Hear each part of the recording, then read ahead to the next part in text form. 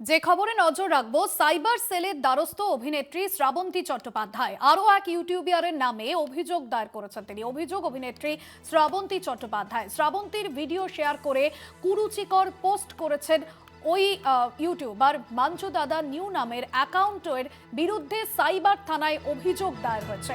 গত কয়েকদিন আগেই আমরা দেখেছিলাম যে একটি জনপ্রিয় হিন্দি ছবির গানের সঙ্গে নেচেছিলেন শ্রাবন্তী এবং সেখানেই নেটিজেনরা কার্যত সমালোচনার ঝড় তোলে এবং সেই জায়গা থেকে আমরা দেখেছি পরবর্তীতে যে ইউটিউবার মাঞ্চু দাদা নিউ সেই অ্যাকাউন্ট থেকে কুরুচিকর মন্তব্য উঠে আসে। আর তারপরেই শ্রাবন্তী চট্টোপাধ্যায় তিনি সাইবার সেলে অভিযোগ দায়ের করেছেন এবং যে অভিযোগ সেই ছবি আপনাদের সামনে তুলে ধরছি এবং যেখানে তিনি এই বিষয়টা যাতে দেখা হয় অত্যন্ত অ্যাটেনশনের সঙ্গে এই বিষয়ে তিনি চিঠি দিয়েছেন এবং সাইবার সেলের দ্বারস্থ হয়েছেন অভিনেত্রী শ্রাবন্তী চট্টোপাধ্যায়। এই বিষয়ে তিনি অভিযোগ দায়ের করেছেন, শ্রাবন্তীর ভিডিও শেয়ার করে কুরুচিকর পোস্ট করেছেন মাঞ্চু দাদা নিউ নামে ওই ইউটিউবার তার অ্যাকাউন্ট থেকে। রিয়া মাঝি রয়েছেন আমাদের প্রতিনিধি ফোন লাইনে।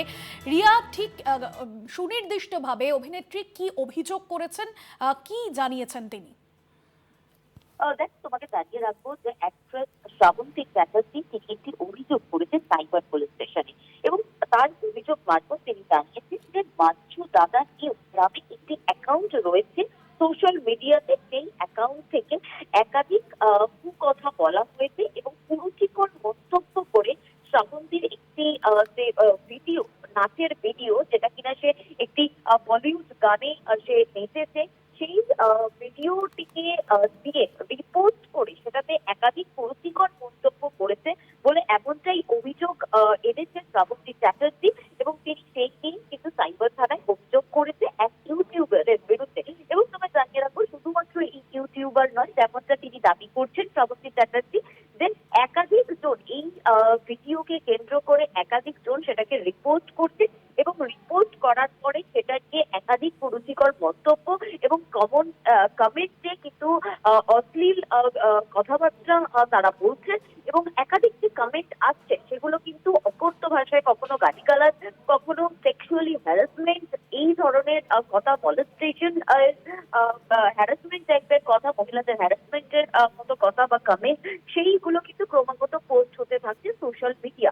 অর্থাৎ সোশ্যাল মিডিয়া ধরে ট্রলিং করা হচ্ছে বলে এমনটাই অভিযোগ এনেছেন এবং সেটা অত্যন্ত অসভ্য ভাষায় এই সমস্ত জিনিস। রিয়ার সঙ্গে থাকো, শ্রাবন্তী চট্টোপাধ্যায়ের আইনজীবী অনির্বাণ গুহ ঠাকুরতা রয়েছেন আমাদের সঙ্গে ফোন লাইনে।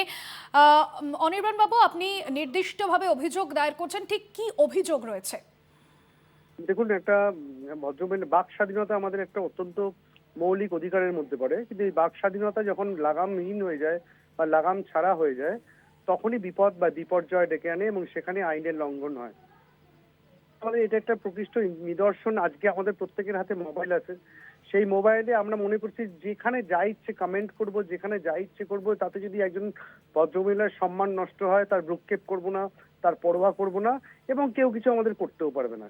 এই যে এটা এই ধারণাটা থেকে ধারণাটা থেকে সবাইকে বার করতে হবে এবং এটা যে একটা ভ্রান্ত ধারণা, সেখানেও যে কিছু হয় এবং সেখানেও যে আইনি পদক্ষেপ নেওয়া যায় এবং এই রকম চিন্তাধারার মধ্যে যারা আছেন, তারা নিজেরাই আসলে মানসিক অসুস্থ, কারণ তারা একজন ভদ্রমহিলাকে তার ন্যূনতম সম্মান দিতে জানেন না।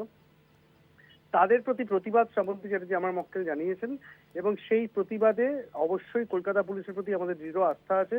সাইবার পুলিশ স্টেশনে কমপ্লেন জমা পড়েছে এবং তারা নিশ্চয়ই যথাযথ ব্যবস্থা নেবেন, যথাযথ তদন্ত করবেন এবং যথাযথ শাস্তির বিধান করবেন যারা প্রকৃত দোষী তাদেরকে। আর সেক্ষেত্রে একজন অভিনেত্রী হিসেবে না, একজন মহিলা হিসেবে তার যে সম্মানহানি হয়েছে, এই বিষয়টা আপনারা কিভাবে দৃষ্টি আকর্ষণ করছেন বা এই বিষয়ে কি পদক্ষেপ নিচ্ছেন? দেখুন, এরকম শ্রাবন্তী চ্যাটার্জি একজন খ্যাতনামা অভিনেত্রী, তিনি যখন সামনে এসে বলছেন সেটাতে অনেকেরই, আমার মনে হয় এটাতে অনেকেরই আরো সাহস জোগানো হয় এবং যারা যারা এতদিন অভিযোগ করেননি তাদের বিরুদ্ধেও বিভিন্ন রকম মতামত বা বিভিন্ন রকম ওই কমেন্টের নামে ট্রোলিং করা বা তাদেরকে তার নিম্ন কুরুচিপূর্ণ মন্তব্য করা, সেইগুলো থেকে সে যারা যারা করে এসছেন হয়তো সবাই অত্যন্ত দুঃখের সাথে সেগুলো ইগনোর করে গেছেন বা তাদেরকে কষ্ট করে সেটাকে সহ্য করতে হয়েছে। আমার মনে হয় এই নিদর্শন স্থাপনের পরে আমার মনে হয় প্রত্যেকে এগিয়ে আসবেন এবং প্রত্যেকে এই কমপ্লেন করবেন। পুলিশের তরফে এখনো পর্যন্ত কি কোনো রেসপন্স পাওয়া গিয়েছে?